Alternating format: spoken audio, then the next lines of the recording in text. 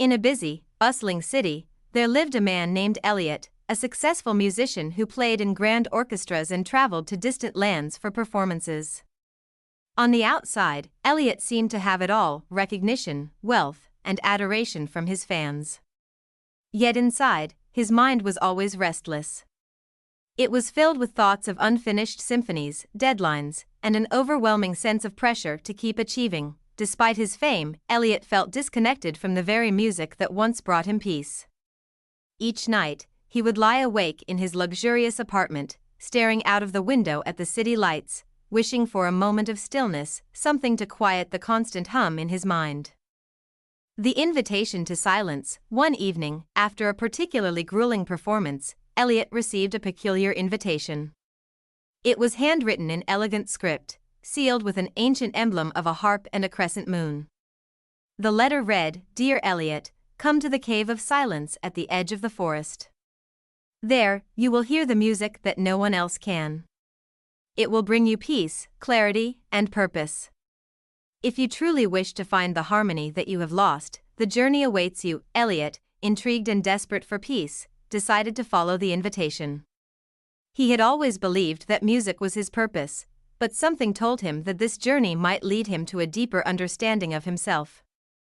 The journey through the forest, Elliot packed a small bag, leaving behind his instruments, his fame, and his city life.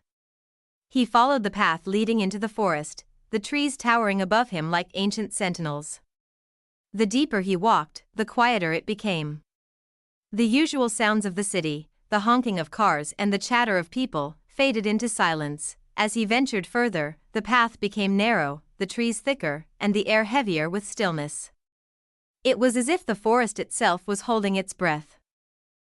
Elliot felt a strange calm wash over him.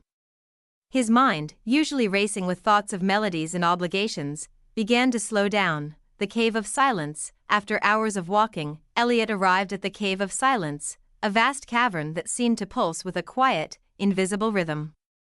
The entrance was dark, but there was a soft, ethereal glow coming from within, as if the cave was alive with a quiet energy. Inside, Elliot found a large pool of still water, reflecting the light of 1,000 shimmering stars that seemed to be embedded in the cave's ceiling. At the center of the pool was a single, glowing stone that hummed with a subtle melody, resonating in the air like a distant memory. Elliot knelt by the water and placed his hand upon the stone. The moment he did, a wave of calm washed over him. His restless thoughts, the ones that had plagued him for so long, quieted. He felt an overwhelming sense of peace that he had never known before. The stone seemed to speak to him, not with words, but with music, a silent symphony that echoed in the depths of his soul, the music of the heart. As Elliot sat by the pool, the silent symphony began to play in his mind. It was not a piece he had ever heard before, nor was it one he could ever have composed. It was a melody that resonated with the very core of his being, gentle, soothing, and pure. For the first time in years, Elliot allowed himself to simply listen. He closed his eyes and let the music fill him, not with expectations or obligations, but with a sense of profound connection. In that silence, he realized that true harmony did not come from the applause of an audience or the perfection of his compositions. It came from within, from accepting himself, his imperfections, and his journey. The music reminded him of the simple things, the stillness of the night, the rustling of leaves, the quiet hum of his breath. It was a symphony of life itself, playing continuously around him, waiting for him to notice. And in that moment, Elliot understood, the return with a new melody. Elliot spent what felt like days in the cave, listening to the silent symphony, but when he opened his eyes, it was only a few hours later. The quiet melody had settled into his heart, and when he stood to leave, he felt lighter, freer than he had in years. As he returned to the city, everything seemed different. The hustle and bustle no longer felt overwhelming. He saw the world through new eyes. Every sound, every movement, every interaction was part of the same symphony he had heard in the cave.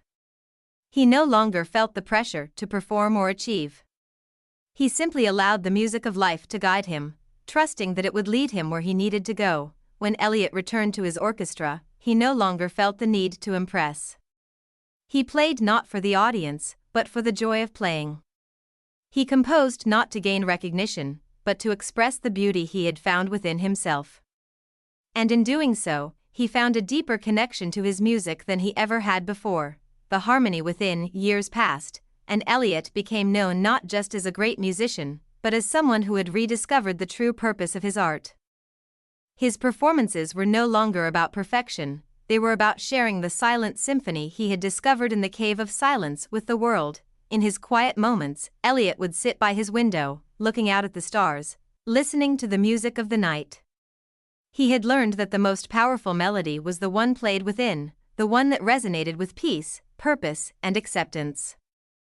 And every now and then, when the world became too noisy and the demands of life too great, Elliot would remember the cave, the stone, and the silent symphony that had taught him how to live in harmony with the world.